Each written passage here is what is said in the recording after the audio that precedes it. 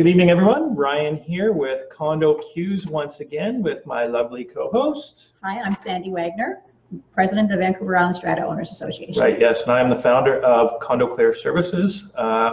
Tonight we're going to talk about repairs and maintenance, which is a big topic. It can be a very confusing topic, which it seems that most of the topics we talk about can be confusing. It's confusing, yeah. This one, so if you're tuning in and you're hoping that we're going to give you an answer as to whose responsibility various repairs and maintenance are, really the answer is I don't know. It's going to come down to your bylaws in a lot of cases. Yeah. We will go over what the standards are under the Strata Property Act, but ultimately I think the key takeaway for this one is pay attention to your bylaws. Yeah, the main answer to who pays for what is it depends. Yes. It depends on so many things, as we'll find out.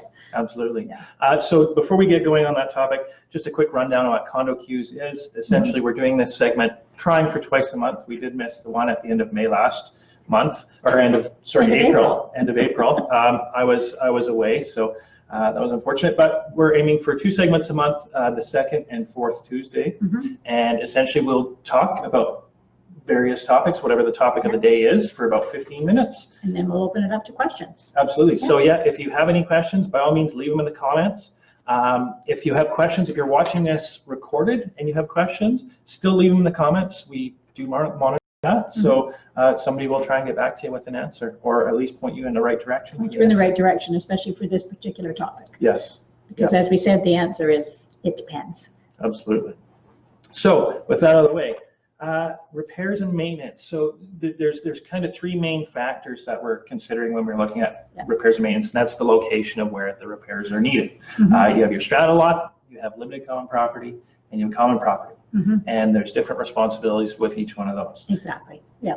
So under the standard bylaws, Standard Bylaw 2 talks about a strata owner's responsibility for repair and maintenance. Standard Bylaw 8 talks about the strata corporation's responsibilities for repair and maintenance. However, being as they're in the bylaws, they can be amended. And so that's the first thing to look at is, has your strata amended the standard bylaws? And there's an awful lot who have, unfortunately, which makes repair and maintenance very confusing, because then you track back to the Strata Property Act, which outlines specific things the strata is responsible for. But if your bylaws contradict it in some way, it's just very confusing for everyone, including your strata lawyer. Yes, yeah, absolutely. And there's a lot of cases through the CRT and before that through the courts that were fought strictly over whose responsibility it was. Yeah, exactly. You think a lot of times it would be very black and white. It should be. You think that it should be something that's very easy, but in reality it can get quite complicated. Yeah, so sure can. The first place to start, I think, is defining what those individual areas mean. So strata lots, under the Strata Property Act, basically the definition of your strata lot is a midway point between your wall and common property, or your wall and another strata lot. Exactly. The problem with that is, what about your windows? Yes. Are your windows halfway? Are they bay windows that are set out? Are they inset windows? Is your door flush with the exterior? Is your door inset? And so that definition that's in the Act isn't really clear. Yep, so it's somewhat ambiguous. So, and along those lines, where we see this a lot is water pipes. You have a water pipe that accidentally breaks. Is that your water pipe? Is it the Strata Corporation's water pipe? If you look at the definition strictly, if that midway point, well, that's not even a hard line. If it's a pipe that is strictly for your unit, for your it can be unit determined only, to be your responsibility. If it's a common pipe that services multiple units, but it happens to be past that midway point into your unit, it's still a Strata Corporation responsibility. Probably the Strata Corporation's responsibility. But if it's completely within inside your half of the common wall, even though it might service more than one unit, who knows what kind of wacky bylaws the Strata might have written. Absolutely. And then what about where that pipe joins onto the exterior wall? All those things. We're going to talk about hose bib specifically, because this is one that comes up all the time. Recent CRT case was all about hose bib, actually. Oh, was it? I don't Yes. know if I saw that one. It's a good one.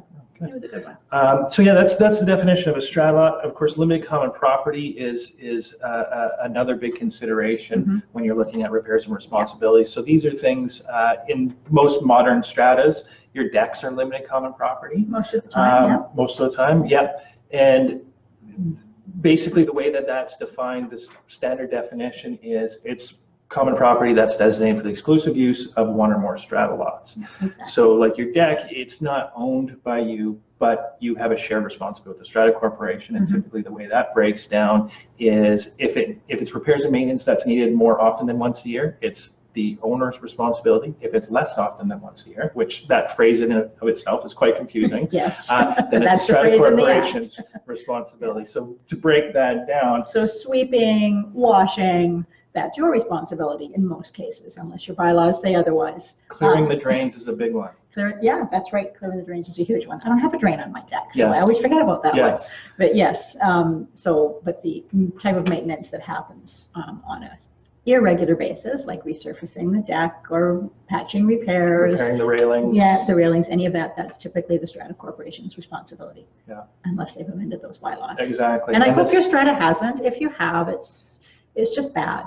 And you really should get legal advice and see about getting those changed back to the standard bylaw. Yeah, and on that note, as far as limited common property, and we'll jump a bit to common property too, is you can amend the bylaws to make limited common property fully the responsibility of an owner. Yes. So it is possible, depending again on your bylaws, is that if the strata corporation has amended those, they can make that 100% the responsibility of the individual owner. However, and some strata corporations do try to do this, if it's common property, that can't be amended to make it the strata owner's responsibility unless allowed to do so in the regulations. And it doesn't allow you to do that in the regulations. Exactly. So it's a bit of a catch-22 in the act, between the act itself and the regulations. Yeah, so we kind of jumped into limited common property without first talking about common property. Yeah. So common property is everything that's not part of a strata lot on the strata plan. And limited common property is still common property. Yes. Yeah. And that's the part that confuses some people. They think, oh, it's my special limited common property. Is it my responsibility or not? Yes. Yeah, it's just the limited common property again, is you have exclusive use of that, but it is still common property. So at the end of the day, it's no different than you leasing, say, an apartment. You don't own that. You just have exclusive use of that apartment for that limited amount of time. Good analogy. Except in the strata, you're not leasing it. Exactly. Yes, it's continuous. Yeah. So common property, again, going back to not the definitions, but the responsibility is some strata corporations, and beware of this, is something that I look for all the time when I'm reviewing documents, is if they have bylaws that are trying to make certain common property pieces or components the responsibility of the owners, because they just can't do that. So there's a bit of a tip is make sure you watch out for that. Where this comes up a lot, of course, is insurance claims. Yes. And we've talked about insurance claims before, or insurance losses. The responsibility to repair and maintain is different from the responsibility to insure. So the strata corporation needs to insure everything in your strata lot as originally built. That doesn't mean they repair and maintain it. And that's sort of a dividing line that confuses many people. Absolutely, yeah. So, and there's probably some of you that are going to watch this that have been through this situation where there's been a loss. It may have not been through your unit, could have been your neighbors upstairs, their dishwasher line leaked, or their toilet overflowed and it damaged your property. If that's below the insurance deductible, we're not going to get too deep into this, but based under the Strata Property Act and most bylaws, that is still going to be your responsibility to repair, even though it was not due to any negligence of your own. It might have been a pipe in the common wall that sprung a leak. It was nobody's fault. It was just one of those things, but it's your responsibility as a strata lot owner to have insurance for your own strata lot and this sort of situation. And if you don't have insurance, it's coming out of your own pocket. Yeah. So ultimately, it's going to boil down first and foremost as that's the owner's responsibility. But there may be coverage through, again, if it's above the deductible, then it could be under the Strata Corporation's insurance. If there's some negligence on the part of the person that caused the loss, there could be some course for payback there. But again, it depends on your bylaws. See, it depends. And always get legal advice in these situations. Do not take what we're saying. Because we don't have your bylaws in front of us, and even if we did, we're not lawyers to interpret your bylaws. Exactly. Yeah. And there will be a disclaimer at the beginning of this segment, especially saying that. So there's some gray areas that come up often in strata corporations, and you mentioned a couple of them already, as far as windows and doors. Windows, doors, hose bibs. Hose bibs. Yeah. Smoke detectors. So your strata might have hardwired smoke detectors, but through a bylaw that could possibly make you responsible for repair and maintenance. I hope they haven't, because if it's hardwired in, it should be part of the strata's fire protection system, but you never know. So again, check your bylaws. That's a really common gray area. Yeah, and that's these things, in order to clarify that, again, when I'm reviewing bylaws and buildings, I will take a look at that specific bylaw. And there is a good one that's very common in a lot of strata corporations that basically lists the components within a strata lot. That's the responsibility of the owner, and basically says anything else is the strata corporation's responsibility. So a lot of times it'll include like the dishwasher supply lines, carburetors,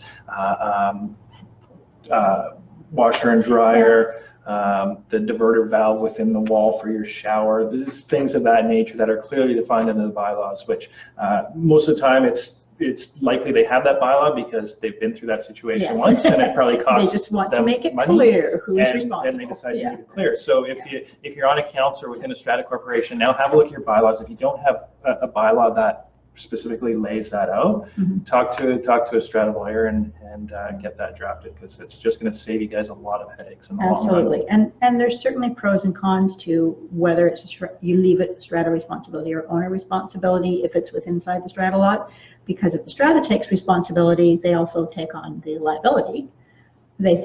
Some owners, some strata councils feel like, well, if we have the owner pay for that repair and maintenance of that item, then it'll cost us all less, but it really won't in the long run. It really works out the same, either way. Yeah, and actually, if you look on a big scale of your whole strata. And bringing up that point too is with windows and doors specifically, is under the standard schedule of bylaws, it lays out windows and doors as the responsibility of the strata corporation. However, there's really no minimum standard as to what point they have to maintain that to. So you do end up with some controversy sometimes. Say, if the handle off the interior of your window breaks, is that me as an owner's responsibility to call a repairman in to fix that, or is it the strata corporation's responsibility that's going to fix that? I've seen some bylaws that are that detailed that talk about hinges and handles on the windows. And it almost sounds like overkill. But if you've ever had a big controversy or controversy in your strata about that very thing, you'll understand why those sort of bylaws get written. But really, that's probably far too much pretty fine detail. And I in my experience in the industry, the way that's viewed a lot of times is, and not to confuse everybody, but more like a limited common property where there's some amount of shared responsibility there. Because essentially, if that window or that door is still functioning as a part of the building envelope, and you can get in and out, and it stops the rain from coming in. Stops the rain from coming in, just because, and this is something that comes up with windows all the time, is if the seal goes in the middle and it fogs up, it's still fully functional. You can still open and close it. The strata corporation is not necessarily they're not required to replace that window just because the seal might be gone. And that's how strata's get into that trap of changing that bylaw up to make owners responsible for the windows. Is an owner says, well, I don't want to wait 5 years for you to replace my window. I'd like to replace my window now. So they replace their window with strata's permission. They've signed an indemnity agreement and all of that. However, then another owner wants to do it, and another owner wants to do it. And so the strata says, we should just make a bylaw that says the owners have to replace their own windows. And don't go down that path if you have. If you've gone down that path, is it ever hard to change it?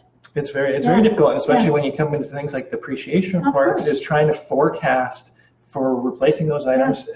I mean, it makes things, again, hard, but also now you're stuck in a building where you likely have 20 different styles of windows. My last building was just like that. Really? Many different types of windows replaced at different stages over the years. So think about if you've had many different types of windows, and now the original windows have come to the end of their serviceable life, and the strata is going to replace them. Well, John in 101 and Mary in 304 replaced theirs last year. Guess what? They still have to chip in to replace them again, even though they've just replaced their own at their own expense. No, that's a very good point. If there is a special levy, then everybody has to pay for it. Yeah, exactly. So that's another good reason to not tinker with the standard bylaws. Yeah. And by the way, John and Mary are not real people. They're just for demonstration purposes only. The mysterious John and Mary. Yes. And so, but talking about the standard bylaws, though, that's one of the reasons why the BC Law Institute is recommending that standard bylaw 8 be moved from the standard bylaws into the Strata Property Act, and that if the government takes that recommendation, it probably won't happen for a year or more, but think about that. If you're thinking about changing standard bylaw 8, don't. Just wait and see what the government does with that. Yeah. Because if it's in the act, it can't be amended. Good, yeah, no, Yeah. I was just going to reiterate that. So yeah, the thing with the standard schedule of bylaws, a lot of people reference them. Often even when they have their own bylaws filed in LTO, and they're merely a default or a suggestion, but once those are repealed and replaced by a different bylaw package, essentially the standard schedule of bylaws that we reference all the time, that multiple strata lawyers and strata managers reference all the time, that's only a baseline. That doesn't mean that it's applicable to your strata corporation. So again, look at your bylaws. Look at your bylaws all the time, yeah, for sure. Any other gray area things that you can think of? Actually, this had posed to me by a strata corporation that I'm doing some consulting on, is there's a motion sensor light on the exterior of his unit, right. But it's 100% controlled by his breaker panel. He can turn that light on and off. But it's essentially the strata corporation has told him that he has to leave it on because it lights common property. I remember hearing about a similar case actually. So, but if he's paying the electricity for that, then it sounds like it's probably his light. But if it's on the exterior, it's probably the strata corporation's light. By default, it's common property. Yeah, exactly. Unless identified otherwise. So again, my advice to him in that case was if that $10 maybe a year electricity is bugging him, then he may want to seek legal advice. He was more curious about it than anything else. I don't think anybody would do anything legally about that, but it's a very curious thing. Yes. You know, I helped a friend in another strata who had something very similar. The common area where all their lockers was on this one owner's breaker panel. And I mean, it's not a huge amount of electricity over the course of a year, but why should this owner be paying for it? So on their own, they come up with a private arrangement to each chip in and compensate that owner back. But yeah. And again, that actually brings up a really good point that we should probably reiterate. Every one of these is any kind of strata living is a cooperative living. So rather than getting into any kind of an adversarial situation with the strata council, with owners, with your neighbors, there's typically always some way to work it out that everybody's happy without like the fellow with the light. He's not going to sue them over $10 a year if electricity costs. Yes. But in some stratas, you might have an owner who would. And I hope you don't live in one like that. Unfortunately, that does happen. Yeah, it sure does. I'm sorry about that if you live in one like that, but really, strata is all about, we're all in it together. You have to remember that when you're buying in or when you're dealing with expenses, the whole fundamental premise that stratas were founded on is all these owners in together. Correct. Yeah. Actually, one other point that I'll bring up too is what happens if you get permission from the strata corporation to alter common property. Whose responsibility does that become? It depends. Hopefully, if you've got permission to alter common property from the strata corporation, they've gone through the proper 3/4 vote if it's a significant change. They've probably asked you to sign an indemnity agreement, or there's other terms for it, alteration agreement, but that says in the agreement that you take responsibility for repair and maintenance for the future or any damage caused by that alteration. Now, there's questions, you can ask 5 lawyers and get 6 different answers. So does that indemnity agreement necessarily transfer over and bind future purchasers? Most of the lawyers will say yes, but it depends on the wording. If it was poorly drafted, it may not necessarily bind future purchasers. Yes, in theory it should. And this again, something that comes up with buyers on a regular basis. And I always advocate, and this is something that maybe the real estate. You have to see the actual agreement. Absolutely, and this is something that really doesn't seem to be common knowledge in the real estate industry right now, is that if there is alterations, if that unit is 20 or 30 years old and it's got brand new cabinets and counters and flooring and the bathroom's been redone, well, there should be an alteration agreement. And if there's not an alteration agreement, then potentially that new owner can be on the hook for all those repairs and maintenance costs, but also if that wasn't approved and they have no proof that it was approved, they could potentially be on the hook for additional costs to return that back to the way it originally was, if it wasn't an approved alteration. I'm not liking your example because that's all inside the strata law. Yes, it is, but it's still repair and maintenance, right? Repair and maintenance, So if And here's what typically happens is you buy into a unit, it's got old flooring. Yeah. You decide that you want to upgrade it to a new wood floor type system or tiles or anything like that. Well, your new floor might cost $8 a square foot. The Strata Corporation is maybe insured for $2 a square foot, That's which right, is based on the original cost of the flooring, but you're still liable for that $6 difference That's between the right. two. So if there's a total loss or a loss in your unit and the Strata's insurance puts that flooring back to original, guess what? You're not getting the pretty wood floor again. You're getting the original quality floor that was in there. And even if your building is 30 years old, the insurance company will know what type of floor was put in there 30 years ago. You're not going to get pretty new floor. Yeah, it might be a tough argument. Yeah, for sure. Yeah. Okay. Do we have any questions coming up? Everybody's afraid to ask a question. Well, looks like we're good on the questions. So what's happening with VISOA in the near future? Well, we've got a Strata seminar coming up on the 26th of May. I can't believe it's nearly the end of May already. I know, right? Well, I think it's still April somewhere, but apparently it's May. So May 26th at the Comfort Inn, we've got a panel of 9 Strata experts going to talk about the Strata success and all the changes that are happening in Strata land and what the future of Strata might look like. And Ryan's one of the panelists. He's one of our Strata experts. You ruined my joke. I was going to ask who you think the best Strata expert on the best Strata expert. Well, I'm not going to answer that. In alphabetical order, you're not on the top of the list. But you're on the top of my list. Unfortunately, to let you know, this is our last Condo Q's episode.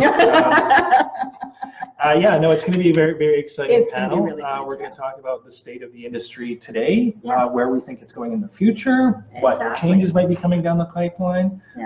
There's panelists from basically every walk of life. Yeah, is that Strata lawyer, Strata manager, Strata document review services, plural, a realtor, a mortgage broker, someone from the provincial government ministry. That's right. They keep changing the name. The ministry responsible for the Strata Property Act, which is not their proper name, and a couple others. Yeah. Depreciation report provider. It's a big panel. Yeah, and it's going to be a fabulous afternoon from 12:30 to 4:30 on the 26th here in Victoria at the Comfort Inn. And we actually lengthened it by an hour. We lengthened it by an hour. The amount of content that's going to be in there. Yeah, usually the seminars are 3 hours. We made this one 4, so make sure everybody's questions get answered. Absolutely. Yeah, for sure. And coming up the week after in June, and I really had to rack my brain to think it's already nearly June, Ryan and I are doing a workshop together working with a Strata manager, which is a really good topic. So Ryan, being a former Strata manager, is my co-presenter, and it should be a good workshop. Absolutely. For those Stratas who are thinking about switching managers, or if you're self-managed and thinking of getting a management company for the first time. Yes, and everything you need to know. That'll be a big topic too at the panel. The management industry in general is it's in a little bit of flux. Uneasy, I guess. Or flux, I think, is a very good word for it. Yeah. There's so many new stratas being built in a lot of Greater Victoria and Vancouver. It's 50% of the units are strata, and there's not quite that many strata managers to go around to fill all the needs. And I haven't looked at the numbers lately, and this will come up at the panel, I'm sure, in more detail.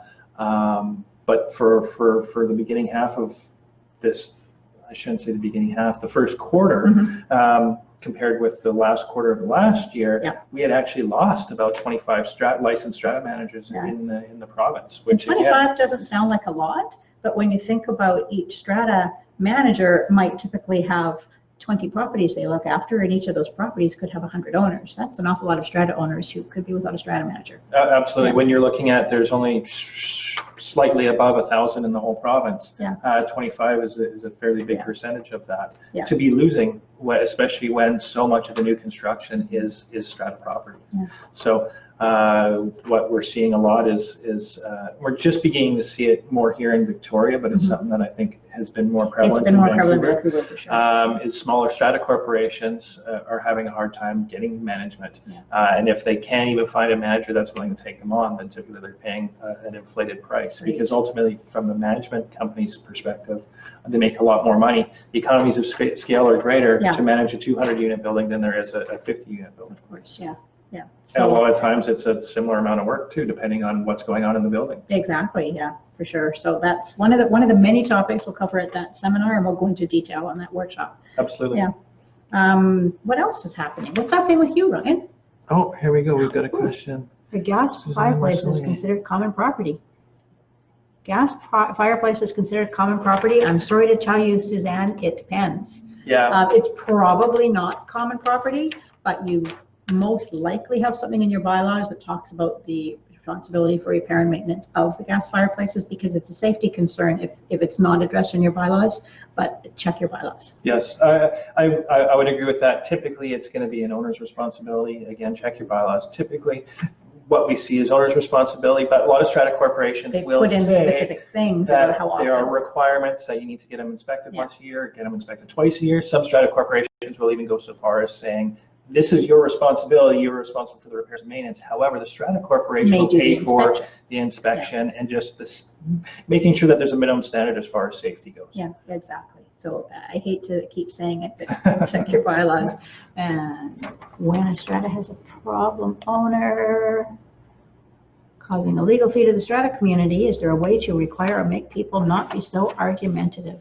Oh, wow. I would love to say yes, and I would love to have that secret because I'm sure I could make a lot of money off of it. But ultimately, it's and we referenced this before. Yeah. Some people for some people, they'll argue like until to they pick a die. fight. It's the principle. Yes. And it might be a small amount that the owner is required to pay of your strata's legal bill or whatever the example is, and they just won't pay it on some principle, be it misguided or be they correct. And the basis for that, or what I think I've said this on here before, is the best way to avoid that, or the best way to not get in that situation in the first place, is to start out with that cooperative kind of mentality right from the get-go. Don't make it a confrontational Don't make it a thing. fight from the beginning. Say, how can we work this out? You know, Mr. Bob in 101. Yeah. Bob, how do you think we can work this out? And Bob might have a really hard and firm position, but if he sees that the strata is willing to think about it, willing to negotiate, who knows, you might be able to work it out. Yeah, Bob is angry that he had to pay for his own windows to get done. Now he's paying a special. Exactly. So one of the things that I did as a strata manager, again, time permitting, because of course I was very busy, but if it was something that was had the potential to grow to become a bigger issue, we would always letter, because unfortunately strata corporations have to send out letters. There has to be legal correspondence, and typically that correspondence has to be worded in a very legalese way, which a lot of people tend to kind of get their backs up You're about. afraid to write those letters sometimes, but they're important. Absolutely. But you know what, follow up with a phone call. Say, hey, we just put a letter in your mail today. It's going to sound really harsh, more details, but this is the gist of it. And doing that quite oftentimes will avoid a big hassle in the end. Exactly. More important to keep the conversation flowing with the strata owner than to just send a letter and just wait for them to get upset. Absolutely. Yeah, for sure. Thanks for the question, Michelle. Yeah. We're almost out of time. What's our topic going to be next time? So, kind of feeding off of repair and maintenance. Yep. So we're going to talk about basically dealing with contractors and dealing with repair and maintenance, some kind of best practice tips for strata corporations on how do you approach getting quotes, what kind of service providers should you be looking at, that sort of stuff. So again, that's another really good topic. Yes, and actually, we didn't even mean for this to happen. We're talking about relationships and making sure that you're communicating with the owners. Well, this goes into the contractor side of things. You need to have a good relationship with your contractors. Absolutely. And talk to them. Don't just stop paying the bill because you're unhappy with them. Yeah, and price is obviously a big consideration. We all want to make sure that we're getting good value for our money, but the key word with that is value, not necessarily price. The cheapest price doesn't mean you're getting the best service, the best value. You can get it cheap, fast, or good. Pick two. Yes, yeah, exactly. So that will be our next topic, and the date of that one is the 28th of May. Good thing you always remember. I usually remember. I always scramble at the last minute. What is it? It's today's date plus 14. Wow. I'm mathy. Ryan's not. That's okay. Ryan has the slightly better knowledge of the Strata Property Act and the actual sections. That's very flattering. Slightly. That was really good. I didn't mean that. Yeah. No, I was honest about being flattering. Edit it out here. yeah, exactly. Cut up. So yes. Anyways, until next time. Yeah. Thanks for joining us, and we'll see you again in a couple of weeks. Yes, and hope to see some of you at the panel. Yes. By all means, come up and say hi if you're there. Yeah, for sure. All right. Thank you. Bye.